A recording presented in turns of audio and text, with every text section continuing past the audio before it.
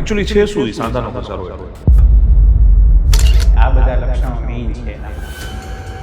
હું એવું માનું છું ચોક્કસ કે જેમ પ્રિવેલન્સ વધ્યું છે એમ કોમ્પ્લિકેશન્સ વધ્યા છે. કે પાણી ઊભા ઊભા પીએ આપણે તો ગોઠણને અસર કરે એટલે બેઠા બેઠા જ પાણી પીવું જોઈએ.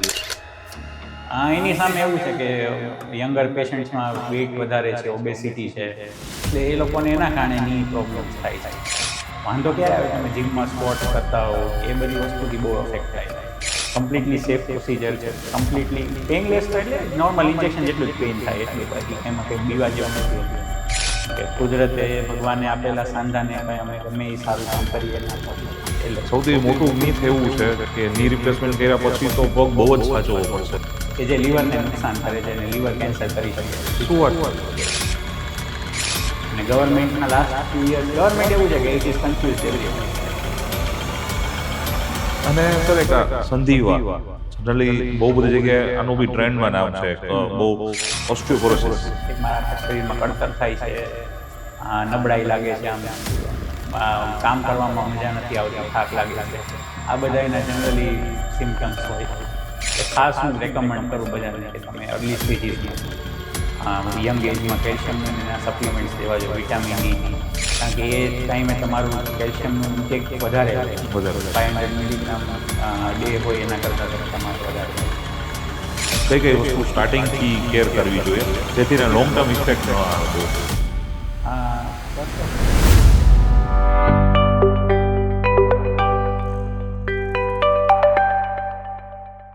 જામનગર સિટી ટોક્સમાં આપનું સ્વાગત છે. આપણા આજના જે મહેમાન છે એ આપણા શરીરના જે મજબૂત પાયાને ફરીથી મજબૂત બનાવે છે. આપણા શરીરનો મજબૂત પાયો એટલે આપણા હાડકાના જામનગરના નિષ્ણાત ડૉક્ટર આલાપ ત્રિવેદી. જામનગર સિટી ટોક્સમાં સર આપનું સ્વાગત છે. સર, સામાન્ય રીતે અત્યારે આપણે બહુ બધી જગ્યાએ સાંભળીએ છીએ કે ની રિપ્લેસમેન્ટ કરાવવાનો સમય આવી ગયો છે, કે ની રિપ્લેસમેન્ટ કરાવવું પડે છે, સાંધાનો ઘસારો થઈ ગયો છે. એકચ્યુઅલી છે શું એ સાંધાનો ઘસારો એટલે? એટલે સાંધાનો ઘસારો જો કહીએ તો આપણા મેડિકલ ભાષામાં એને ઓસ્ટિયોઆર્થરાઇટિસ કહેવાય. આર્થરાઇટિસ એટલે કોઈ પણ પ્રકારનો સોજો સાંધામાં આવતો હોય એને. એટલે ઓસ્ટિયોઆર્થરાઇટિસ એટલે કે એવો ઘસારો કે જેના કોઈ કારણ ના હોય. રૂમેટોઇડ આર્થરાઇટિસ એટલે સંધિવાન એવી રીતે, બટ ઓસ્ટિયોઆર્થરાઇટિસ તો નોર્મલ જે આપણે ઘસારો વેર એન્ડ ટેર થતો હોય એનાથી થાય. હવે આજકાલના ઇશ્યુઝ નથી, ઇશ્યુઝ તો તમે ઘણા ટાઈમથી આપણે છે જ, કારણ કે આપણી લાઈફસ્ટાઈલ ઇન્ડિયામાં ને પર્ટિક્યુલરલી એશિયન કન્ટ્રીઝમાં ખાસ કરીને છે ને આપણી નીચે બેસવાની વધારે હોય છે. ઉભળક પગે બેસવું, પલાઠી વાળીને બેસવું. એ સંજોગો જ્યારે આપણે પલાઠી વાળીને બેસતા હોય, ઉભળક પગે બેસતા હોય, ત્યારે ગોઠણ છે ને એ ઓલમોસ્ટ 130 ડિગ્રી જેવો વળતો હોય. અને પ્લસ એટલે એ જ્યારે એમાંથી આપણે સીધા થાય, ઊભા થાય, એટલે એ ટાઈમે એને માઇક્રો ઇન્જરીઝ થઈ રાખતી હોય. Over a period of time આટલા વર્ષોથી કામ થઈ રાખે એવી રીતે, એટલે ગોઠણમાં ઘસારો થાય. અને ઇન પર્ટિક્યુલરલી બીજું શું છે કે આપણે ન્યુટ્રિશન સ્ટેટસ એટલું સારું પ્રમાણમાં નથી હોતું. વેજીટેરિયન ડાયટ પ્રિવેલન્સ હોવું એના પોતાના થોડા ડ્રોબેક્સ હોય, વસ્તુ ન્યુટ્રિશન ના મળતું હોય, અને જોડે જોડે થોડું ઇગ્નોર કરવાની આપણી ટેવ હોય, એ બધી વસ્તુના કારણે પ્રોબ્લેમ ની રિપ્લેસમેન્ટ સુધી પહોંચી જાય છે. બાકી ચોક્કસ અવોઇડેબલ વસ્તુઓ છે. તો સર, એના સિમ્ટમ્સ શું છે કે જ્યારે આની શરૂઆત થાય ત્યારથી આપણે કદાચ જાણ થઈ જાય તો રિપ્લેસમેન્ટ સુધી આપણે ના પહોંચીએ? જનરલી શું છે કે આપણે ઇગ્નોર કરી દેતા હોઈએ છીએ, કેમ કે એ ખ્યાલ નથી હોતો કે સિમ્ટમ્સ એનું છે. તો એનું સિમ્ટમ્સ શું આપણે કાઉન્ટ કરી શકીએ છીએ? એટલે ઇન પર્ટિક્યુલર એના ક્લાસિક સિમ્ટમ્સ કહીએ ને તો જનરલી 2 હોય. દર્દીને ચાલવામાં એટલો વાંધો ના આવતો હોય, બરાબર છે, બટ એ જ્યારે બેસીને ઊભા થાય ત્યારે દુખાવાની કમ્પ્લેન કરે. શરૂઆતના 4-5 ડગલા હોય ચાલવાના સ્ટાર્ટ કરે ત્યારે દુખાવાની કમ્પ્લેન કરે. અથવા પગથિયા ચડવામાં જેમને મુશ્કેલી આવતી હોય, દુખાવો થતો હોય, ઊભું રહી જવું પડતું હોય, આ બધા લક્ષણો મેઇન છે એના માટે.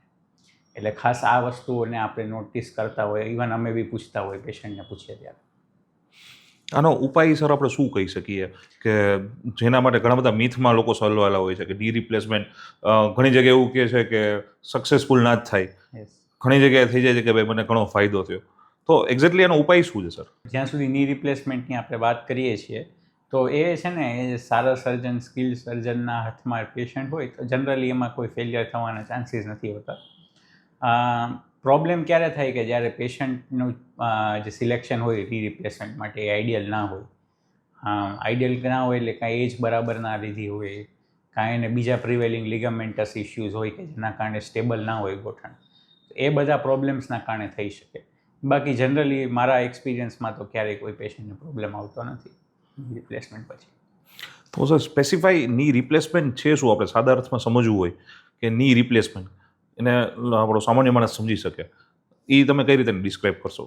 હવે જો આપણે એને સમજવું હોય ને તો બેઝિકલી શું છે કે આપણા બે ગોઠણમાં છે ને 3 હાડકાં બનતા હોય સાંધો, બરાબર છે. ફીમર, ટિબિયા ને પટેલા. પટેલા એટલે આપણી ઢાંકણી, ફીમર એટલે ગોઠણની ઉપરનું હાડકું, અને ટિબિયા એટલે ગોઠણની નીચેનું હાડકું, અને પટેલા ઢાંકણી. તો જનરલી પડતું આર્થરાઇટિસ છે ને મીડિયલ કમ્પાર્ટમેન્ટ એટલે અંદરની બાજુ થાય, બરાબર છે, જે સાંધાને અંદરનો ભાગ હોય ત્યાં. પછી જો તમે એને ઇગ્નોર કરો કે ઇવન બીજી ટ્રીટમેન્ટ લેતા હો કે જે રિપ્લેસમેન્ટના ભાગમાં નથી, એ ધીમે ધીમે બીજી બાજુના કમ્પોનન્ટમાં ઇન્વોલ્વ થાય, અને થર્ડ કમ્પોનન્ટ છે ઢાંકણીને ગોઠણની વચ્ચેના કમ્પોનન્ટમાં ઇન્વોલ્વ થાય. એટલે એવી રીતે એ પ્રોગ્રેસ થતું હોય. આપણો પર્પઝ ની રિપ્લેસમેન્ટમાં, જે કે ટોટલ ની રિપ્લેસમેન્ટ કહેવાય TKRમાં, ઉપરના અને નીચેના જે 2 હાડકાં છે એ જે ઘસાઈ ગયા હોય એ પાર્ટને આપણે કટ કરી અને એની બદલે મેટલનો સાંધો આવે, મેટલના પાર્ટ્સ આવે, એમ જનરલી ક્રોમિયમ કોબાલ્ટ જ હોય, અને પછી એમાં આપણે નવી અંદર ગાદી ફિટ કરીએ જે હાઈ મોલેક્યુલર વેટ પોલિઇથિલિનથી બનતી હોય. એ કરવાથી આપણું છે બેઝિકલી જે ગેપ ઓછો થઈ ગયો છે 2 હાડકાં વચ્ચે, એ ગેપને આપણે પાછો રિક્રિએટ કરી શકીએ. ઘણા લોકોના પગ ઘસાઈને ત્રાંસા થઈ ગયા હોય, ત્રાંસા પગને આપણે સીધા કરી શકીએ.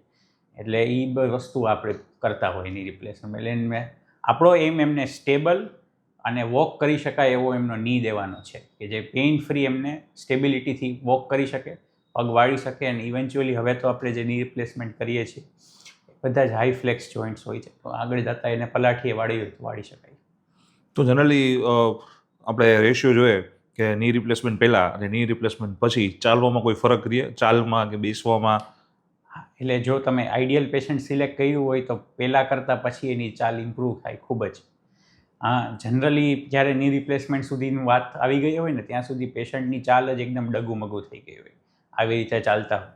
એના કારણે બીજા ઇશ્યુઝ એ થાય કે સ્પાઇનમાં પ્રોબ્લેમ ચાલુ થઈ જાય, કે સ્પાઇન છે આપણે વોક કરતા હોય, બેસીને ઊભા થતા હોય ત્યારે બધું બોડી વેઇટ નીચેના સ્પાઇનમાં આવતું હોય, એટલે એ જો ચાલ ડગુમગુ થાય તો એના ઇશ્યુઝ ઊભા થાય તમારે. આપણા બોડીમાં 2 પ્લેન્સ હોય, કોરોનલ પ્લેન્સ ને સજાઇટલ પ્લેન્સ. કોરોનલ પ્લેનની ડિફોર્મિટી એટલે કે જે આ ગોઠણ વાંકા વળાઈ જવા ઘસારાના કારણે એ સજાઇટલ પ્લેનને બેલેન્સમાં બગાડે છે, જે આપણું મણકાના બેલેન્સનો જે એમ હોય. એટલે એ 2 વસ્તુ, આખું બોડી છે ને એ એક ફિઝિક્સને વેલ ઓઇલ્ડ મશીન છે. કોઈ પણ એક પાર્ટ ખરાબ થાય ને હાડકામાં, ખાસ કરીને લોઅર લિમ્બના એટલે પગના હાડકામાં, એ બધી જ વસ્તુ છે ને એ આપણને છે ને આગળ જતા બીજા ઇશ્યુઝ ક્રિએટ વધારે કરી શકે, એકબીજાને અટેચ છે બોન્સ. કારણ કે તમે સમજો તમારું 70-80 કિલો વજન છે, બધું જ 2 પગ ઉપરથી જાય છે, અને લોઅર મણકા પાસેથી, કમરના મણકા પાસેથી જાય છે પાસ થઈ. એટલે એ બધી વસ્તુ, નાની નાની વસ્તુ એક ભેગી થઈને એકબીજાને અફેક્ટ કરતી હોય. એટલે જ્યારે આપણે વાત કરીએ ચાલની તો ઓફકોર્સ છે ને ની રિપ્લેસમેન્ટ પછી પેશન્ટની સીધી કમરે સીધા ચાલથી ચાલી શકે, અને ઘણા લોકોને જે સ્પીડ લોસ થઈ ગયો હોય એ સ્પીડે આવી જતી હોય છે પાછી. સર, મેં એક વસ્તુ નોટ કરી છે કે 60 કે 70s જે લોકો બોર્ન થયા છે, મેજોરિટી મારા મમ્મીની વાત કરું કે કોઈ મારા ફઈ છે, માસી, એ એજના મેજોરિટી ફિમેલ્સને નીનો ઇસ્યુ છે મેજોરિટી એ એજમાં. તો સર એ કેમ? એજ ફેક્ટર્સથી હું જોવા જાઉં તો પહેલે એટલું બધું ની રિપ્લેસમેન્ટ ન સાંભળતા આપણે, પણ આજકાલ જેમ તાવ આવે છે, શરદી થાય છે, આપણે ની રિપ્લેસમેન્ટ એટલું યુઝ ટુ સાંભળવામાં થઈ ગયું છે. એનું રીઝન શું છે? એના રીઝન્સ 2 છે. ફર્સ્ટ ઓફ ઓલ, જ્યારે ઇન્સલ જે અમારો સાયન્ટિસ્ટ હતા જેને ફર્સ્ટ રિપ્લેસમેન્ટ કર્યું, એટલે આ ઓર્થોપેડિક્સ ઇન જનરલ જ બહુ યંગ બ્રાન્ચ છે મેડિસિન ફિલ્ડમાં જુઓ તો. લાસ્ટ 100 યર્સમાં જે એક્સપોનેન્શિયલી ગ્રો થઈ છે, અને એમાંય લાસ્ટ 30 યર્સમાં તો એને જબરદસ્ત પ્રોગ્રેસ કર્યું છે આખા વર્લ્ડમાં. એટલે બેઝિકલી ઇશ્યુઝ શું હતા અત્યાર સુધી કે છે ને માણસો થોડું ઇગ્નોર કરતા, થોડી લાઈફ એક્સપેક્ટન્સી એટલી નથી. જનરલી આપણે જોતા તો ત્યારે પહેલાંના ટાઈમમાં 60s, અર્લી 70sમાં તો લોકો ટૂંકમાં ત્યાં સુધી તો માંડ જીવતા. હવે આપણે જોઈએ છીએ 85, 90sનો ઘણા લોકો ક્રોસ કરી જતા હોય છે, સારા એજ્યુકેટેડ ફેમિલી, હેલ્ધી લાઈફસ્ટાઈલ જીવતા હોય એ બધા. એટલે આ બધા ઇશ્યુઝ પહેલાં આવતા નહીં, એટલા બધા જોવા ના મળતા, અવેરનેસ નથી એટલી બધી, અને માણસો એને પાર્ટ ઓફ એજિંગ ગણતા. બટ હવે એવું છે કે આપણી પાસે એવા પેશન્ટ્સ આવે છે કે જે 70s 60s એક્ટિવ છે, યસ. એટલે એ લોકોને એક્ટિવ લાઈફસ્ટાઈલ જીવવું છે, એ લોકો ફિટ છે, હેલ્ધી છે, એટલે એમાં એવું છે કે આ નીના પ્રોબ્લેમ્સ છે એના માટે હિન્ડ્રન્સ બને છે. એટલે આપણે એ વસ્તુથી આ ની રિપ્લેસમેન્ટ કરીને એમને પાછી એમની નોર્મલ લાઈફ આપી દેતા હોઈએ છીએ. એના કારણે વધ્યું છે. પ્લસ થોડું એવું છે કે જ્યારે કંપનીઝ બધી વેસ્ટર્ન કંપનીઝ જ્યારે ની રિપ્લેસમેન્ટ ઇન્ડિયામાં લઈને આવતા, તો શરૂઆતના વર્ષોમાં તો એવું હતું કે ઘણા બધા લોકોને પહેલાં તો ટ્રેનિંગ નથી ની રિપ્લેસમેન્ટ કરવાની, એટલે હાર્ડલી તમે જુઓ તો એક ગુજરાત સ્ટેટમાં બી લગભગ 10-15 ડૉક્ટર્સ યસ, બહુ સિલેક્ટેડ ડૉક્ટર્સ. યસ કરતા હતા. એમાંય તમારે કોઈ પેશન્ટ શેડ્યુલ કરવું હોય તો મે બી 4-5 દિવસનો તો કંપનીવાળા કહે કે અમારા પાસે ઇમ્પ્લાન્ટ નથી, તમારે વેઇટ કરવું પડશે.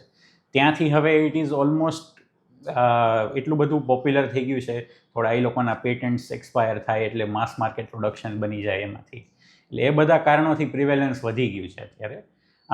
હું એવું માનું છું ચોક્કસ કે જેમ પ્રિવેલન્સ વધ્યું છે એમ કોમ્પ્લિકેશન્સ વધ્યા છે.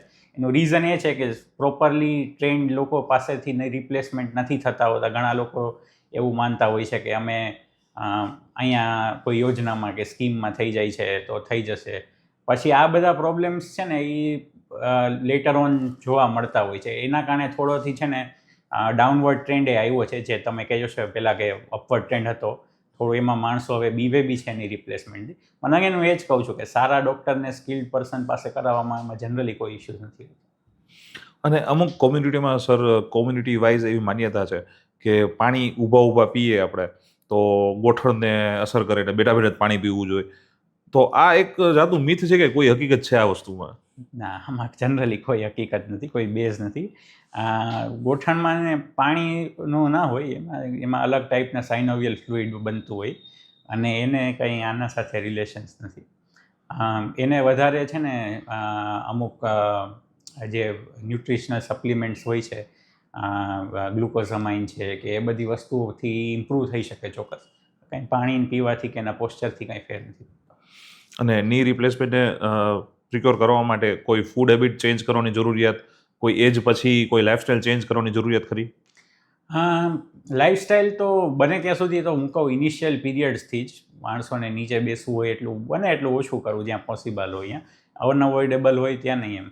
બટ હવે જેમ કે અમે જોતા હોઈએ કે ભાઈ ઓલ્ડ એજના પેશન્ટ હોય તો એ નીચે જ બેસીને જમતા હોય છે.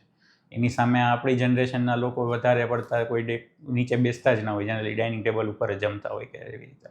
એટલે એ બધી વસ્તુથી ઇમ્પ્રૂવ થશે ચોક્કસ. એની સામે એવું છે કે યંગર પેશન્ટ્સમાં વેઇટ વધારે છે, ઓબેસિટી છે, એટલે એ લોકોને એના કારણે ની પ્રોબ્લેમ્સ થાય છે. એટલે હવે આ એવું છે કે વન ફેક્ટર ગોઝ ને અધર કમ્સ એના. યસ. લાઈક એવું છે કે જેનો વેઇટ વધારે છે, લાઈક હું વોક કરવા જાઉં ત્યારે જીમમાંથી મને ઇન્સ્ટ્રક્શન આવે છે કે તમે બહુ વોક ના કરો, વોક કરશો તો તમને ની ઇસ્યુ આવશે. રાઈટ. કે તમે રનિંગ ના કરો, તમે પહેલે વેઇટ ઓછું કરો પછી તમે આની પ્રેક્ટિસ કરો. એટલે એક્સરસાઇઝીસની વાત કરીએ ને ત્યાં સુધી એવું છે કે વોકિંગ તો જનરલી ઇઝ બેસ્ટ એક્સરસાઇઝ તમારા ની પ્રોબ્લેમ્સ માટે. જેટલું વોક કરો ને એટલું તમારા ની સારા જ રહેશે, બરાબર. એને વોકિંગ સાથે કોઈ વાંધો નથી. વાંધો ક્યારે આવે, તમે જીમમાં સ્પોર્ટ્સ કરતા હો એ બધી વસ્તુથી બહુ અફેક્ટ થાય ને. મારા પાસે જ એક યંગ પેશન્ટ હતા, એમને પ્રોબ્લેમ હતો નીનો, તો એમને મેં ખાસ સ્ટ્રિક્ટલી એમને સ્ક્વોટિંગને બંધ કરાવ્યું હતું. એમને ભલે કોડ્રિસેપ્સ એક્સરસાઇઝ ને એ બધી કરતા હતા જીમમાં, બટ સ્ક્વોટિંગમાં બંધ કરાવ્યું તો સિગ્નિફિકન્ટ ખાલી એટલું કરવાથી જ એમની દવા લેવાની જરૂરિયાત કે પ્રોબ્લેમ્સ ઓછા થઈ ગયા. વોકિંગ બેટર છે. સૌથી આઈડિયલ તમે એક્સરસાઇઝીસ કહો ને તો આઈ વુડ સજેસ્ટ કે સ્વિમિંગ કે પાણીમાં કરતા એક્સરસાઇઝીસ છે ને એ ની માટે બેસ્ટ બેસ્ટ. હવે આપણા કમ્યુનિટીમાં ને આપણા સૌરાષ્ટ્રમાં સ્વિમિંગ બધાના પાસે પોસિબલ નથી હોતું. ખાસ કરીને ફિમેલ્સ તો જનરલી નથી જ જતા હોતા, કાંઈ એમને આવડતું ના હોય કે બીજા સોશિયલ ઇશ્યુઝ હોય એટલે. બટ આઈ વુડ સજેસ્ટ કે સ્વિમિંગ બેસ્ટ છે. Second best is walking. Walking તો કરવું જોઈએ, એનાથી સારું રહેશે. તો સર, કદાચ કોઈને ની રિપ્લેસમેન્ટ ન કરાવવું હોય, ડરને લીધે કે બીજા કોઈ રીઝન લીધે કે ઇકોનોમિક અફોર્ડેબલ નથી, તો એ લોકો માટે શું ઓપ્શન છે? એટલે એક પેશન્ટ ફેક્ટરથી ન કરાવતા હોય, જેમ તમે કીધું એમ પૈસા કે બીજા કોઈ મગજમાં એપ્રિહેન્શન હોય કરાવવાથી, એના માટે. સેકન્ડ, અમે કહીએ, મેં કીધું એમ કે આઈડિયલ એજ તો 60-65 છે, બરાબર. કદાચ અમુક કેસીસમાં અમે 57-58 સુધી કરેલા છે. એનાથી બિલો તો હું નથી જ કરતો. જનરલી આપણે એવું હોય કે છે ને એજ પછી એટલે કરતા હોય કે આપણે જે જોઈન્ટ્સ નાખીએ છીએ, ઇમ્પોર્ટેડ જોઈન્ટ્સ જ બધા હોય છે.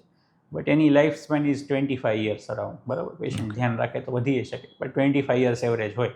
તો એટલે એ જે કરીએ તો એમની લાઈફ સ્પેન નીકળી જાય. વી ડોન્ટ વોન્ટ કે આપણે રિવિઝન સર્જરી કરવી પડે. એટલે એના ઓપ્શન્સમાં એવું હોય કે જનરલી જો ફર્સ્ટ હોય જે ગ્રેડ 2 ગ્રેડ 3ની વચ્ચેનો પાર્ટ હોય એમાં આપણે ગોઠણમાં એમને ઇન્જેક્શન્સ આપી શકીએ. કમ્પ્લીટલી સેફ પ્રોસિજર છે, કમ્પ્લીટલી પેઇનલેસ. તો એટલે નોર્મલ ઇન્જેક્શન જેટલું જ પેઇન થાય એટલું, બાકી એમાં કંઈ બીવા જેવું નથી હોતું. એનાથી પેશન્ટને over a period of time almost completely resolution થઈ જાય જો પછીનું ધ્યાન રાખે તો આગળની સલાહ. સેકન્ડ ઓપ્શન છે કે આર્થ્રોસ્કોપી કરીએ, જે હું કરું છું. દૂરબીનથી આપણે સર્જરી કરીએ, દૂરબીન અંદર નાખીએ. જે બેઝિકલી કાર્ટિલેજ હોય, જે કવરિંગ હોય, એ આપણું કેમ વાસણમાં નોનસ્ટિક કવરિંગ હોય એવી રીતે. એટલે એ બે સાંધાની બે હાડકામાં કવરિંગ હોય કાર્ટિલેજનું. એ ઘસારો થાય જ્યારે ત્યારે કાર્ટિલેજનું કવર છે એ ઉખડી જતું હોય ને પછી રિપ્લેસ ના થાય નોર્મલી.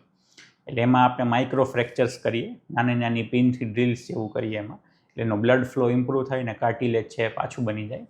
ઘણી લોકોને જોડે જોડે ગાદીમાં ટેર હોય તો એ ગાદીનો ટેરે રિપેર કરીએ. તો આ બે વસ્તુ કરવાથી એ ગોઠણ બચી જાય કે બદલાવો ના પડે. એટલે મારો પર્સનલી પહેલો પ્રેફરન્સ તો જ્યાં ગોઠણ બચી શકતો હોય ત્યાં બચાવવાનો જ છે. કે કુદરતે ભગવાને આપેલા સાંધાને કંઈ અમે ગમે એ સારું કામ કરીએ ના પહોંચી શકીએ, એટલે બચી જાય તો એ સૌથી સારી વસ્તુ છે. એના પછી જો આપણે હોય તો પછી એક HTO કરીને સર્જરી છે, હાઈ ટિબિયલ ઓસ્ટિયોટોમી. બેઝિકલી આપણે હાડકામાં જે કટ કરી અને જે બોડીનું વેઇટ અંદરની બાજુથી જતું હોય એને આપણે આઉટસાઇડ શિફ્ટ કરી, એટલે જે ઘસારાનો ભાગ હોય એ બચી જાય અને બોડી વેઇટ બીજે સાઈડથી શિફ્ટ થઈ જાય. મેં તમને જેમ કીધું એમ કે બધું આ બોડી વેઇટ ક્યાંથી પાસ થાય છે એ જ ઇસ્યુ છે, અલાઇનમેન્ટ્સના બધું. અને લાસ્ટ ઓપ્શન એવું છે, એ હમણાં રિસન્ટલી જ નવું આવ્યું છે, હું કરું છું, એ પાર્શિયલ ની રિપ્લેસમેન્ટ. પાર્શિયલ ની રિપ્લેસમેન્ટમાં આપણે ખાલી ઘસાયેલા ભાગને જ ચેન્જ કરીએ. જે નોર્મલી ગોઠણ બદલાવાનું જે હોય એ આપણે ટોટલ નહીં કરીએ, એટલે બધું જ બદલી નાખીએ. અંદરનું 3 પાર્ટ હોય, મીડિયલ, લેટરલ ને પટેલો ફિંગર, 3 જોઈન્ટ હોય, એ 3 આપણે ચેન્જ કરતા હોય. આમાં ખાલી આપણે મીડિયલ જોઈન્ટ જ ચેન્જ કરીએ. એટલે એનાથી રિકવરી ફાસ્ટર હોય, કારણ કે નાનો ચેકો હાડકામાં સાવ નાનો કટ આવે અને બીજી સાઈડ જે નોર્મલ છે એ આપણે અડતા જ નથી. એટલે પણ અગેન એના માટે પેશન્ટ પ્રેફરન્સ હોવું જોઈએ અને પેશન્ટ સિલેક્શન ડૉક્ટરે પ્રોપર કરેલું હોવું જોઈએ, વેઇટ બરાબર હોવું જોઈએ, બીજા લિગામેન્ટ પ્રોબ્લેમ્સ ના હોવા જોઈએ. બટ એના રિઝલ્ટ્સ એ બહુ સારા છે, કારણ કે સાવ આટલી ચેકામાં સર્જરી થઈ જાય અને રિકવરી ફાસ્ટ થઈ જાય.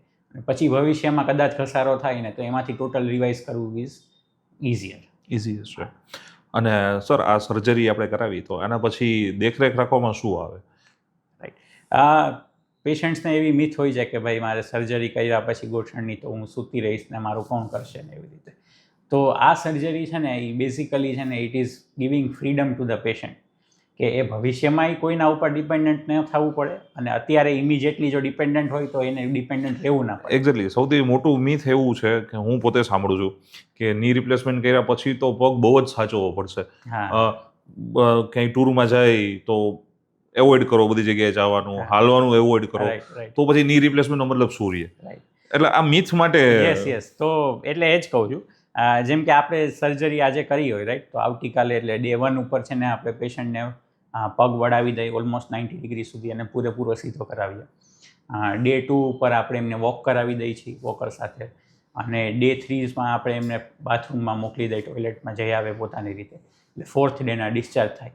4 દિવસમાં એ ડિસ્ચાર્જ થાય ત્યાં સુધી વેસ્ટર્ન સ્ટાઇલનું ટોયલેટ હોય તો એ ઘરે પોતે જઈ શકે અને પોતે વાપરી શકે એટલા થઈ જાય independent. They don't need anyone else. આ તમે એક ગોઠણનું કરાવો એટ અ ટાઈમ કે 2 ગોઠણનું જોડે કરાવો, બરાબર. મોસ્ટલી મારે 2 ગોઠણ ભેગા જ કરાવવાના પેશન્ટ્સ હોય છે. 2 ગોઠણ કરાવો કે 1 કરાવો, બેયમાં રિકવરી સેમ જ છે. એટલે કોઈ જાતનો આરામ કે ડિપેન્ડન્સી કોઈને ઘરે જઈને એમને ના થાય. એટલી હદે પેશન્ટ્સ ખુશ હોય છે કે જે 15મા દિવસે આપણે સ્ટીચ રિમૂવલ માટે બોલાવીએ ને ત્યારે વોકર વગર પેશન્ટ આવે. એકવાર તો પેશન્ટ પોતે આવ્યું હતું રિક્ષામાંથી એકલા, વિધાઉટ એની રિલેટિવ, અને એ આરામથી ચાલીને અંદર આવ્યા, એમનું કામ કર્યું, સ્ટીચ રિમૂવ કરાવીને જતા રહ્યા. એટલે એ મેં કીધું કે એબ્સોલ્યુટલી કોઈ એમાં સૂતો રહેવું પડે, આરામ કરવું પડે એવું કોઈ ઇશ્યુ નથી હોતા. સર, અત્યારના ટાઈમમાં ન્યૂ જનરેશનમાં ઘણા બધા વર્ક એવા થઈ ગયા છે કે જે ઊભા વધારે કરવા પડતા હોય છે. લાઈક સલૂન ઓનર્સ છે તો એ લોકો ડે ટાઈમમાં વર્કિંગ અવર્સમાં મેક્સિમમ ટાઈમ ઊભા કામ કરતા હોય છે. કોન્ટેન્ટ ક્રિએટર્સ છે, વિડીયો શૂટ્સ કરતા હોય છે, તો ઘણીવાર લોંગ ટર્મ સુધી ઊભું રહેવું પડતું હોય છે અને એને લીધે એના નીમાં ઘણા બધા પ્રોબ્લેમ્સ આવી જતા હોય છે, તો આ લોકોને શું સલાહ આપવા માંગશો સર?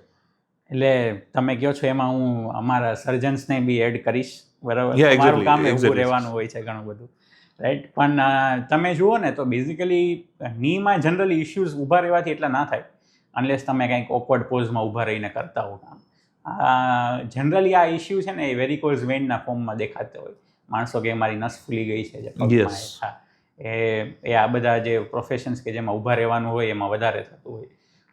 એના માટે અગેન બેટર છે કે કોઈ તમે વાસ્ક્યુલર સર્જન કે જનરલ સર્જનને મળો. બટ આઈ વુડ સજેસ્ટ કે જો નાનું એવું લાગતું હોય તો એક વેરિકોઝ વેઇનના સ્ટોકીનેટ આવતા હોય છે પહેરવાના. એ સ્ટોકીનેટથી છે ને ઘણું સારું પડતું હોય છે. એ થોડું કમ્પ્રેશન આપે તો એ પમ્પિંગ મિકેનિઝમ હોય એનાથી બ્લડ પાછું ઉપર આવી જાય નસ ફૂલે. બાકી ઇન જનરલી જોઈન્ટમાં કોઈ ઇશ્યુ ઊભા રહેવાથી તો બહુ નથી થતો. અને એક એવું સર સાંભળવામાં આવ્યું છે કે મિથ છે કે હકીકત છે, શું છે ખ્યાલ નથી, કે શુગર પેશન્ટ હોય છે એને મેજોરિટી બોન્સ ઇફેક્ટ વધારે થતી હોય છે, કે બગડતા હોય છે, તો આ એક માન્યતા છે કે એમાં કોઈ હકીકત છે?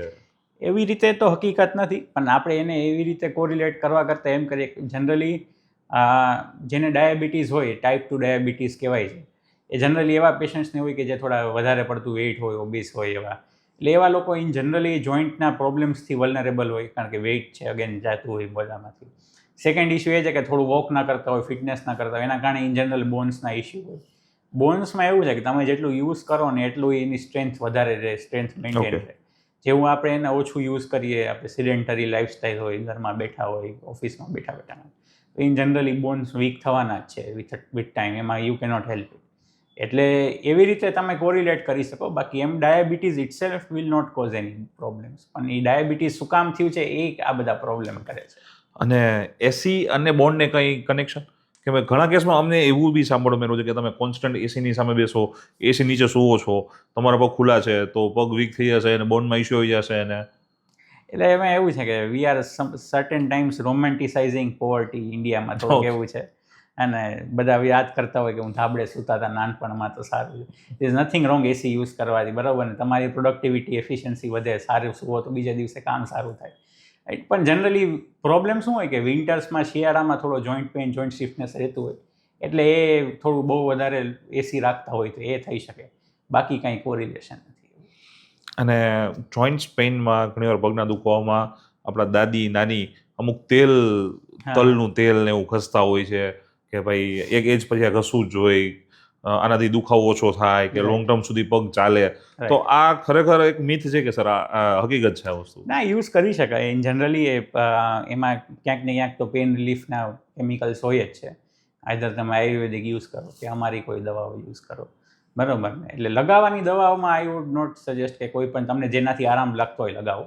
બોડીમાં હું ઓફકોર્સ સજેસ્ટ કરું કે અનલાઇસન્સ્ડ, અનરેગ્યુલેટેડ દવાઓ ના ખાવી, બરાબર ને? પણ લગાવવામાં ઇટ ઇઝ ફાઇન. એમાં વધીને સ્કિન રિએક્શન કરશે, બીજો કાંઈ ઇશ્યુ નહીં થાય. અને અમુક તો સર અમુક લેડીઝ શું છે કે ની રિપ્લેસમેન્ટની તમને ખબર છે, ડર વધારે છે કે કદાચ કરશું ને સક્સેસફુલ નથી. તો એ લોકો શું છે કે હોમિયોપેથિક મેડિસિન્સ કે આયુર્વેદિક પેઇન કિલર્સ કે જે કોન્સ્ટન્ટ લેવાનું ચાલુ કરી દે છે ડેઇલી બેઝ ઉપર, કે અમને આનાથી પેઇન નથી થતો અને આ શરીરને નુકસાન નથી કરતું. તો આ શરીરને નુકસાન નથી કરતું, આમાં કેટલી સચ્ચાઈ છે અને કેટલું મિથ છે? એટલે હવે જો તમે એકચ્યુઅલી જોશો ને તો આપણા કન્ટ્રીમાં પ્રોબ્લેમ્સ ઘણા છે, રાઈટ?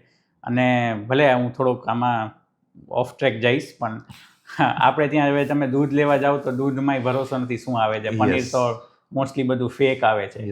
તો તમે એમ માનો છો કે જે અનરેગ્યુલેટેડ દવા છે એમાં કંઈ સાચી વસ્તુ હશે? આઈ વુડ ડેફિનેટલી સે નો, બરાબર છે? લો ટ્રસ્ટ સોસાયટી છે આપણીને, એક રીઝન છે કે લો ટ્રસ્ટ સોસાયટી શું કામ છે. એટલે હું તો જો નોન રેગ્યુલેટેડ વસ્તુઓમાં હું નથી માનતો, ખાસ કરીને ગોળી લેવામાં, બરાબર છે? સેકન્ડ વસ્તુ એ છે કે એક ટ્વિટર ઉપર એક ડૉક્ટર છે, લીવર ડોક કરીને, એ સાયરસ હેબી ફિલિપ્સ એનું નામ છે. અને એ એક્ટિવલી આ ટ્રેડિશનલ ને આ બધી ટાઈપની મેડિસિન્સને, મિથને બસ્ટ કરતો હોય છે. હવે એને જોયું હતું કે એક બહુ પોપ્યુલર લીવરની ડ્રગ છે, બહુ popular nationwide ayurvedic company તરફથી, રાઈટ? નામ નથી લેવા માગતો પણ સમજી જશે બધા, બરાબર? Something 52 something, right? તો એ itself has chemicals found કે જે લીવરને નુકસાન કરે છે અને લીવર કેન્સર કરી શકે છે. શું વાત કરો છો? યસ. એટલે હું અગેન એ જ કહું છું કે બરાબર છે કે ઇટ ઇઝ બેટર કે આપણે છે ને અનરેગ્યુલેટેડ વસ્તુઓ ના લઈ, બરાબર છે. એ એવું લાગતું હોય મારો બાયસ છે તો બાયસ છે, બટ હું સજેસ્ટ કરીશ કે એના કરતાં કાંઈ ના લ્યો, બરાબર. સેકન્ડ વસ્તુ એ છે કે જ્યાં સુધી આ બધું વાત કરતા હોય ને તો એ લોકોમાં થોડું પરસેપ્શન એવું છે, જેમ કે હવે મારા પાસે પેશન્ટ્સ આવ્યા જેને 3-4 વર્ષનો પેઇન હોય કાંઈ વસ્તુનો, બરાબર છે. રૂમેટોઇડ આર્થરાઇટિસ સંધિવાના પેશન્ટ આવતા હોય, બરાબર. હવે એ લોકો 6 મહિના 2-3 મહિના એને દવા લીધી હોય કોઈક એલોપેથિક મોડર્ન મેડિસિન, અમારા ઓર્થોપેડિક ઓર મેડિસિનવાળા જનરલી રૂમેટોઇડની ટ્રીટમેન્ટ એ કરી શકે, જનરલી ઓર્થોવાળા અમે કરતા હોય. તો એ લોકોએ 3-4 વર્ષની તકલીફ માટે 15-20 દિવસની એને દવા લીધી હોય અને દે ફીલ કે ના એવું મને રિઝલ્ટ, બરાબર છે. પણ આ અગેન આ લોંગ વસ્તુઓ છે, આને ટાઈમ લાગે આને કંટ્રોલમાં આવતા રહે. પછી એ લોકો આયુર્વેદના રસ્તે ક્યાંકથી સલાહ આવીને ચડી જતા હોય છે. અને most of them, I would not say all of them, but most of them 3-4 વર્ષ એની ટ્રીટમેન્ટ લીધે રાખે, એને એમ થાય કે મને કાંઈ નુકસાન નથી થતું, સારું થાય. પછી સાંધા એટલા બધા ખરાબ થઈને આવે ને, હાથના આંગળા આખા વળી ગયા હોય, આ બધું થઈ ગયું, ધેન ઇટ બીકમ્સ ઇરિવર્સિબલ. જે જો રૂમેટોઇડ આર્થરાઇટિસ સંધિવા ક્યોરેબલ નથી, મેનેજેબલ છે, રાઈટ, કમ્પ્લીટલી મેનેજેબલ છે, અને વિધાઉટ સ્ટીરોઇડ્સ મેનેજેબલ છે આજના જમાનામાં, રાઈટ. એન્કાઇલોઝિંગ સ્પોન્ડિલાઇટિસ, દરેક પ્રકારના જે આ સંધિવાના અલગ અલગ પ્રકાર છે, બધા જ મેનેજેબલ છે અને સારી રીતે મેનેજ થાય છે વિધાઉટ સ્ટીરોઇડ્સ ઇવન, બરાબર છે, મોડર્ન મેડિસિનથી. પણ એ લોકો ત્યાં એટલું પછી આવે ને ત્યાર સુધી આપણા પાસે પછી કંઈ બચ્યું ના હોય, સિવાય કે એમને ફર્ધર આપણે ના થવા દઈ અને થોડું પેઇન મેનેજ કરી. એટલે આઈ વુડ સજેસ્ટ કે છે ને એવું બધી વસ્તુઓમાં ના પડવું, રાઈટ. કારણ કે જો મેડિકલ ફિલ્ડમાં દેર ઇઝ સમથિંગ કોલ્ડ પિયર રિવ્યુડ, બરાબર છે. હું આજે કાંઈ નવી ટેકનિક લઈ આવું ને તો એ એક્સેપ્ટ ક્યારે થાય કે જ્યારે એ ટેકનિક વિશે મેં બધી વસ્તુ એ પબ્લિશ કરી હોય, એ પબ્લિશ્ડ આર્ટિકલ લોકો વાંચે. પિયર એટલે મારા જે બીજા ઓર્થોપેડિક સર્જન્સ હોય, જેમ કે હું ઓર્થો છું તેમ, રાઈટ, એ સિનિયર જુનિયર કોઈ પણ, એ લોકો વાંચે, એ લોકો ઇવેલ્યુએટ કરે કે આ વસ્તુ એકચ્યુઅલી સાચી છે કે નહીં, એને રિક્રિએટ કરવાની ટ્રાય કરે. એ રીતે આ આખી પ્રોસેસમાંથી વસ્તુઓ જતી હોય છે. બટ તમે આ જોશો કે આ ટ્રેડિશનલ મેડિસિન છે, એ બધી વસ્તુઓ છે એ આમાંથી નથી જતી હોતી, પિયર રિવ્યુડ કોઈ આર્ટિકલ્સ નથી એ લોકોના આ છે. એટલે આ બધા પ્રોબ્લેમ્સથી છે ને આપણે એવું માની ન શકીએ કે આ એવિડન્સ બેઝડ મેડિસિન છે. અને ગવર્મેન્ટના લાસ્ટ ફ્યુ યર્સ, ગવર્મેન્ટ એવું છે કે it is confused everywhere, right. On one hand it is pushing evidence based medicine everywhere, on one hand it is promoting all of these things. Jamnagar તો is being a hub of traditional medicine એવું બનાવવા માગે છે લોકો, right. સો એ બે વસ્તુ cross છે, એટલે ઘણા બધા ઇશ્યુઝ છે. બટ આઈ વુડ સજેસ્ટ કે તમે બીઓ નહીં ડૉક્ટરથી, બરાબર છે. At the end of the day સારા ડૉક્ટર તો તમારું સારું જ ઈચ્છશે, રાઈટ. એટલે અને સર એક આ સંધિવા જનરલી બહુ બધી જગ્યાએ આનું બી ટ્રેન્ડમાં નામ છે, બહુ આપણે કોરોના જે રીતે આવ્યું એવી રીતે સંધિવા ઘણીવાર આવી જતું હોય છે, રાઈટ. અને વયું જતું હોય છે. તો જનરલી સંધિવાને આપણે સાદી ભાષામાં સમજવું હોય તો કઈ રીતે આપણે એક્સપ્લેન કરી શકીએ? એટલે સંધિવા એને આપણે રૂમેટોઇડ આર્થરાઇટિસ કહીએ. રૂમેટોલોજી એટલે કે ઓટો ઇમ્યુન કન્ડિશન છે. ઓટો ઇમ્યુનિટી એટલે આપણા બોડીની જે ડિફેન્સ મિકેનિઝમ છે, રાઈટ, એ જ છે ને એ આપણા જોઈન્ટને એવું ગણે છે કે એ આઉટસાઇડ કોઈ વાયરસ કે બેક્ટેરિયા છે અને મારે એને ખતમ કરવાનો છે. એટલે એવી રીતે એ એના ઉપર એક્ટ કરે અને એ એને ડિસ્ટ્રોય કરવાની ટ્રાય કરે. એટલે એ પ્રોબ્લેમ્સ હોય. હવે સંધિવાના પ્રોબ્લેમ્સમાં લક્ષણોમાં શું દેખાય? સૌથી પહેલાં તો કે મોર્નિંગ સ્ટીફનેસ, સવારે ઉઠે ને ત્યારે જકડાઈ જાય શરીર, રાઈટ. અને સ્મોલ જોઈન્ટ ઇન્વોલ્વમેન્ટ, દુખાવો છે એ હાથના આંગળામાં, રિસ્ટમાં, શોલ્ડર સુધી, ટૂંકમાં એ જોઈન્ટ્સ ઇન્વોલ્વ વધારે થાય. ગોઠણને એ પછી ઇન્વોલ્વ થાય, રાઈટ. પગના ઇવન અંગૂઠા છે એ બધી વસ્તુ ઇન્વોલ્વ થાય પહેલાં સંધિવામાં. અને જનરલી આપણે જોયું તો ફિમેલ્સને મોર પ્રિડોમિનન્ટ હોય છે. મેલ્સને થતો હોય એન્કાઇલોઝિંગ સ્પોન્ડિલાઇટિસ, એ એક અલગ પ્રકારનો સંધિવા છે. એ થોડી યંગર એજમાં થાય, 20s, અર્લી 30s મેલ્સમાં. એટલે એ પ્રકારની વસ્તુઓ હોય છે. એ ટ્રેન્ડમાં નથી, પણ એ આઈ થિંક ડિટેક્ટ વધારે થાય છે હવે, કારણ કે more and more rheumatologists are coming up, more and more મારા જેવા ડૉક્ટર્સ છે જોઈન્ટ્સમાં ઇન્ટરેસ્ટ રાખે છે, થોડી અવેરનેસ વધી ગઈ છે. અમે એ અવેરનેસ ક્રિએટ કરતા હોય, અમે ઇવેલ્યુએટ કરતા હોય. એટલે અને જનરલી એવું હોય છે કે અનએક્સપ્લેન્ડ રીઝનથી પેઇન થઈ રાખતું હોય ને કળતર શરીરમાં, તો મારા પર્સનલ એક્સપિરિયન્સથી મેં જોયું છે કે એ સમહાવ રૂમેટોઇડ જ હોય છે. એટલે સંધિવા જે કહેવાય, રાઈટ. એટલે એવી રીતે અમે પકડતા હોઈએ છીએ એને. નો સંધિવા થવાનું કોઈ મેઇન રીઝન આપણે કાઉન્ટ કરી શકીએ સર, કાઉન્ટર કરવું હોય તો? હવે એવું તો નથી. It is part of genetic problems, genetic issue છે, બરાબર ને એમાં તમે બહુ જનરલી બહુ હેલ્પ ના કરી શકો કોઈ રીતે. લાઈક સર 2026 ચાલે છે, કેન્સર સુધીની સારી એવી દવા શોધાઈ ગઈ છે અત્યારે, પણ સંધિવા એક એવી વસ્તુ છે કે હજી ક્યોર થઈ શકે એવું નથી. તો આનું સર પર્ટિક્યુલર રીઝન શું હશે આવું કે વર્લ્ડ લેવલે કે HIV જેવી રોગ માટે એવી મેડિસિન્સ છે પણ સંધિવા માટે નથી? રાઈટ. એટલે એવું છે કે આપણે લાસ્ટ પોઈન્ટની વાત કરી ઇવન તો જનરલી આપણે એવું માનતા હોઈએ છીએ કે ડિટેક્શન છે ને એ એના વધ્યું ને તો એના કારણે પ્રિવેલન્સ વધ્યું. 2 એક્ઝામ્પલ આપીશ જે કોમન પબ્લિક ડિસ્કોર્સમાં હોય છે, રાઈટ. વન ઇઝ કે તમે જોયું હશે કે કોઈ પણ નવું વાયરસ કે કાંઈ આવ્યું હોય ઇન્ડિયામાં તો એમાં તમે જોયું હશે Kerala is one of the first cases કે જે અફેક્ટ થાય છે Exactly. એનાથી, રાઈટ. તો બધાને એમ થાય છે ઓ કેરેલામાંથી જ બધું સ્ટાર્ટ થાય છે, પણ એમાં એવું છે કે કેરેલા છે ને it is one of the world લેવલમાં it is one of the best in medicine, બરાબર, કે મેડિકલ ફિલ્ડમાં, બિકોઝ કે એના જે MMR છે યુએસએથી એ બેટર છે. Okay. MMR is maternal mortality rate, બરાબર. કેરેલાનું 5 છે, યુએસએનું 5.5 છે. એટલે એ first few months of delivery પછી મધરની ડેથ થાય કોઈ પણ કારણથી, રાઈટ, એટલે એક્સિડન્ટલ નહીં પણ એમ કોઈ પણ કારણથી બીજા કારણથી થાય તો એ MMRમાં ગણાતું હોય છે. એટલે it is better than US Kerala. એટલે healthcare system is quite advanced, બધું સારું ચાલે છે ત્યાં. એટલે એ લોકોને કોઈ પણ અનએક્સપ્લેન્ડ વસ્તુ હોય ને એ મિસડાયગ્નોઝ કે અનડાયગ્નોઝ ના થાય, એટલે ઓવર ડાયગ્નોઝ કરે છે, એટલે ત્યાં પકડાય છે પહેલા. એટલે ડિટેક્ટ ત્યાં સૌથી વધારે થાય છે. વધારે detect. એટલે ત્યાં જાણ વધારે થાય છે. એની સામે આમ નોર્થ ઇન્ડિયન અમુક બહુ પોપ્યુલેશન વાળા સ્ટેટ્સ છે જે, બરાબર છે, ત્યાં એવું છે કે ત્યાં બીજા ઇશ્યુઝ જ એટલા છે હેલ્થના કે તમે આ એક ઝીકા વાયરસ કે ઇબોલા કે એવું ગોતવાનો એ લોકોને કંઈ એમ જ નથી, રાઈટ. એના જેવું છે. એટલે સમટાઈમ્સ એ થાય.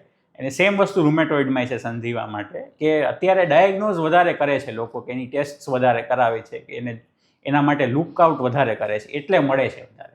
હશે તો એ પ્રિવેલન્ટ પહેલાંના ટાઈમમાં, પણ આપણે હવે એના we know what to look for, right. That's why આપણને એવા કેસીસ વધારે જોવા મળે છે. સર એક નવો વર્ડ મારા માટે, ઓસ્ટિયોપોરોસિસ. આ સર એક્સપ્લેન કરો ને શું છે, કેમ કે બહુ સિમ્પલ ભાષામાં આ મેડિકલ લેંગ્વેજમાં તો તમારા માટે ઇઝી થઈ જાય, પણ એ લેંગ્વેજ સામાન્ય માણસને સમજાવવું થોડુંક ટફ પડી જાય છે. રાઈટ.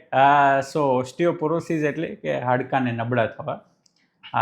જનરલી એ એવી વસ્તુ છે કે at the end of the day age સાથે અનઅવોઇડેબલ છે, બટ ઓફકોર્સ ઘણા લોકોમાં અર્લી એજ કરતાં વધારે એમના જલ્દી ઓસ્ટિયોપોરોસિસ એટલે હાડકા નબળા થઈ જતા હોય.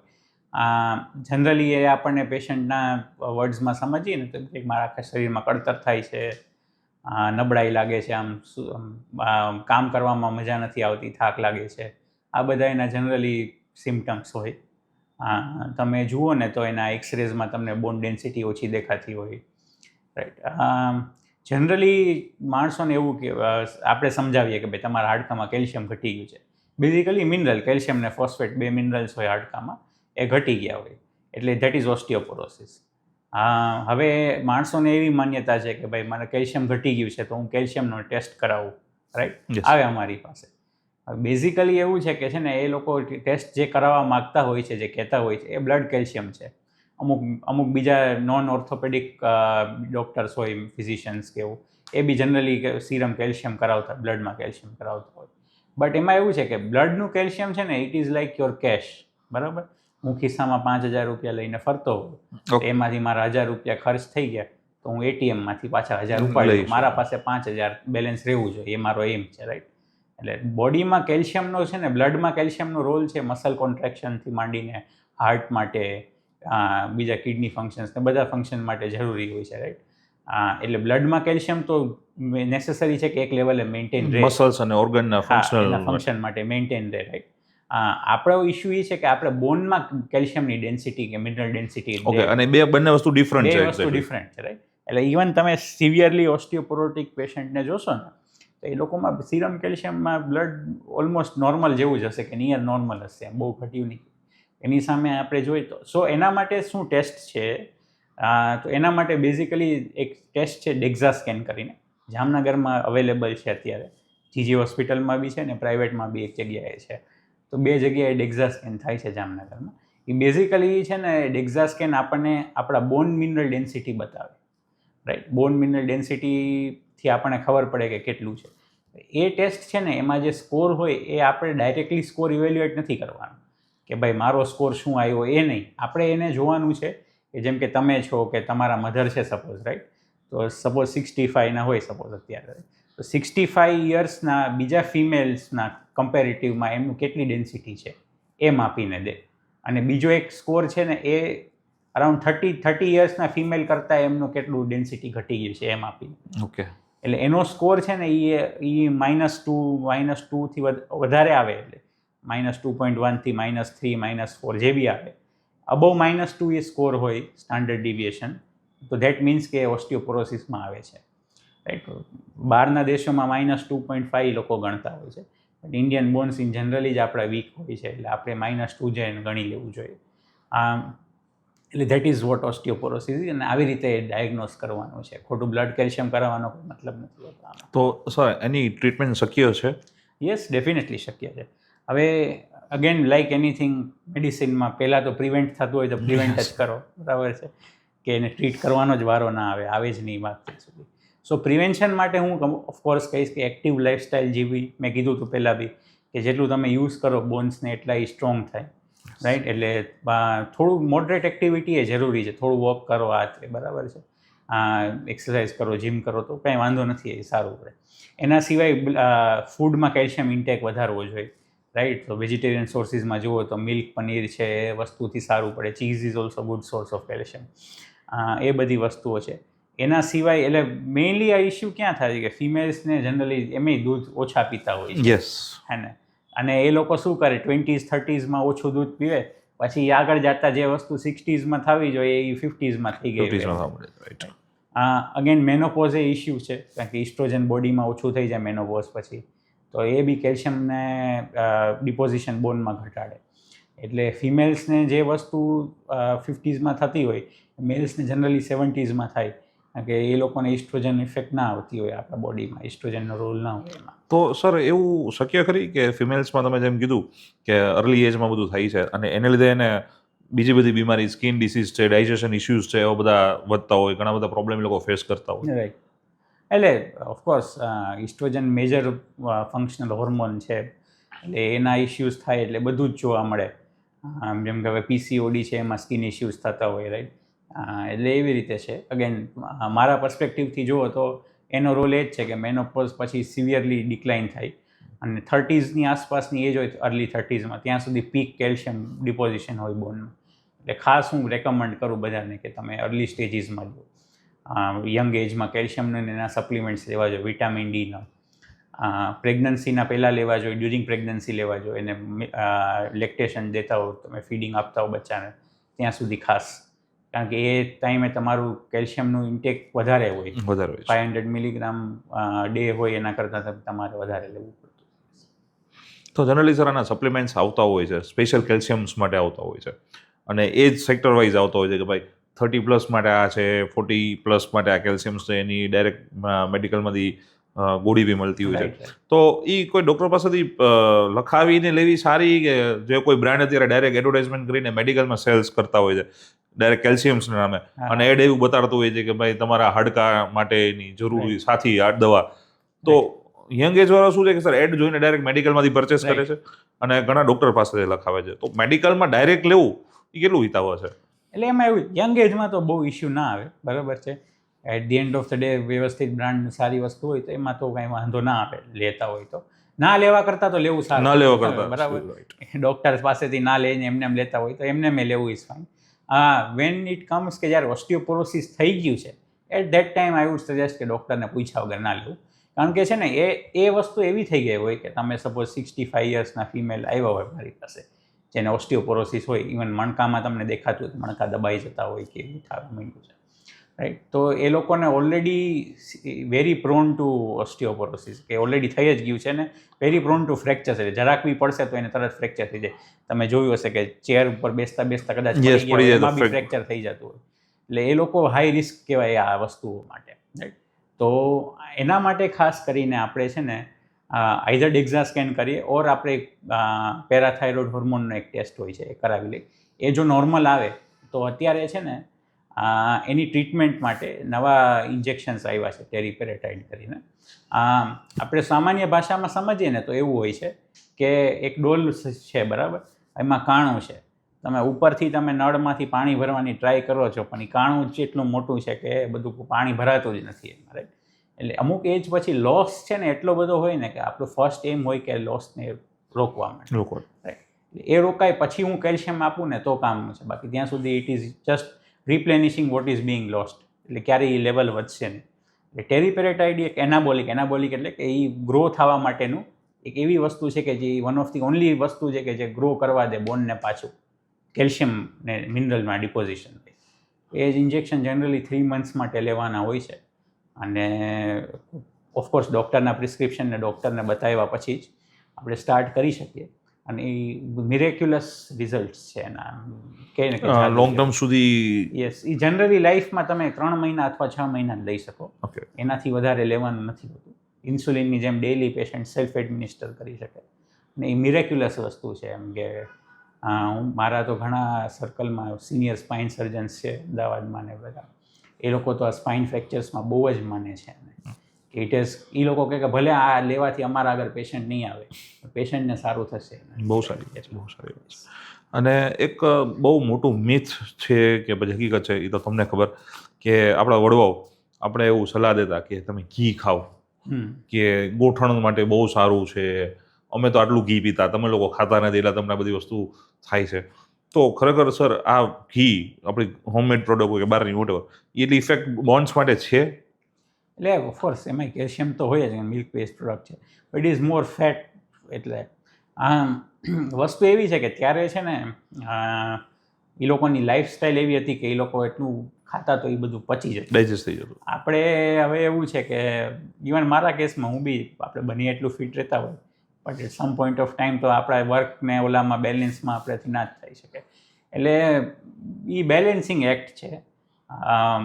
આપણે એવું છે કે જે લોકો જીવતા એમ અત્યારે જીવતા નથી. હા, આપણે ડાયજેસ્ટ ન કરી શકીએ એટલું પ્યોર ઘી, અને એ લોકોને વાડી ખેતરમાં કામ વધારે કરવાનું, આપણે ડિજિટલી વર્ક વધારે. અને લાઈક મેં પહેલાં કીધું કે આપણે તો હવે એવું છે કે સાચું ઘી મળવું અઘરું છે, જો પોતાના ગામડામાંથી કંઈ ના હોય તો. એટલે એ બે વસ્તુ છે. હા, પણ અગેન મોડરેશનમાં લેવામાં કશું વાંધો નથી કંઈ એમાં. તો જનરલી રનિંગ લાઈફમાં નોર્મલ પબ્લિકને પ્રિકોશન્સ જોઈન્ટ્સ માટે કે હાડકાં સારા રાખવા માટે, હેલ્ધી લાઈફસ્ટાઈલ માટે કઈ કઈ વસ્તુ સ્ટાર્ટિંગથી કેર કરવી જોઈએ જેથી એને લોંગ ટર્મ ઇફેક્ટ ન આવે બહુ? First of all I would say કે તમારું વેઇટ કંટ્રોલમાં રાખવું જોઈએ, રાઈટ. સેકન્ડ, થોડું એક્ટિવ લાઈફસ્ટાઈલ રાખો. ભલે ખાલી કાંઈ નહીં તો વોક કરો તો it is fine, right. Walking, swimming મેં પહેલાં કીધું સારી એક્સરસાઇઝ છે એના માટે. એના સિવાય બસ એ જ કે બને એટલું નીચે બેસવાનું અવોઇડ કરવું, સ્ક્વોટ કરવાનું અવોઇડ કરવું. આ વસ્તુઓથી ઘણું બધું ઇમ્પ્રુવમેન્ટ થાય. એના બાકી એવું છે કે અમુક વસ્તુઓ તો તમે પાર્ટ ઓફ એજિંગ હોય એને તમે હેલ્પ ના કરી શકો, બટ મેં જોયું છે કે આટલું વસ્તુઓ જે લોકો વર્ષોથી પાડે છે મારા સર્કલમાં કે મારા નોન લોકોમાં, તો એ લોકોએ 70-75 સુધી એની ઇશ્યુઝથી સફર નથી કરતા હોતા. એટલે મેં જોયું છે કે આ બહુ ઇમ્પોર્ટન્ટ છે. તમે શું ખાઓ છો ને શું કરો છો એ વસ્તુ જોઈન્ટ્સ માટે બહુ ઇમ્પોર્ટન્ટ છે. અને ઓફકોર્સ ક્યારેય પેઇન થાય તો ડૉક્ટરને મળી શકો, અમને મળી શકો, અને સાચી જ સલાહ આપશો અમે તમને, બરાબર ને. એટલે બીવાની જરૂર નથી. અને હું એ ડૉક્ટર્સમાં નથી કે જે આવશે તો કહેશો કે તમારે ઓપરેશન જ કરવું પડે. મેં પહેલાં જ કીધું કે મારો એમ હંમેશા એવો જ હશે કે જે જોઈન્ટ પ્રિઝર્વ થતો હોય તો આપણે જોઈન્ટ બચાવશું જ પહેલાં, ઇન્સ્ટેડ ઓફ રિપ્લેસિંગ ઇટ. ના, થેન્ક યુ સો મચ. તમે આજે ઘણા બધા અમારી પબ્લિક મિથ, અમારા વ્યુઅર્સની, ઓડિયન્સના મૂંઝવણોનો જવાબ આપ્યો છે, સ્પેશિયલી ની રિપ્લેસમેન્ટને લઈને, કે ઘણા બધા મિથ તમે બસ્ટ કર્યા છે. અને હું બી ઓડિયન્સને એક અપીલ કરીશ કે ની રિપ્લેસમેન્ટથી બીવાની જરૂર નથી. ની રિપ્લેસમેન્ટ એ તમારી હેલ્ધી લાઈફસ્ટાઈલ માટે જરૂરી વસ્તુ છે. તમે એક સમય સુધી તમે પેઇન સહન કરો છો, તમે ચાલી નથી શકતા, બેટર છે કે સારા જગ્યાએ સારા ડૉક્ટરને કન્સલ્ટ કરો. સર્જરી બી બહુ સારી થાય છે. આ 2026 ચાલે છે, બહુ સારી મેડિકલ ટ્રીટમેન્ટ્સ આવી ગઈ છે. તમે એનો ઉપયોગ કરી તમે તમારી હેલ્ધી લાઈફસ્ટાઈલ કરી શકો છો.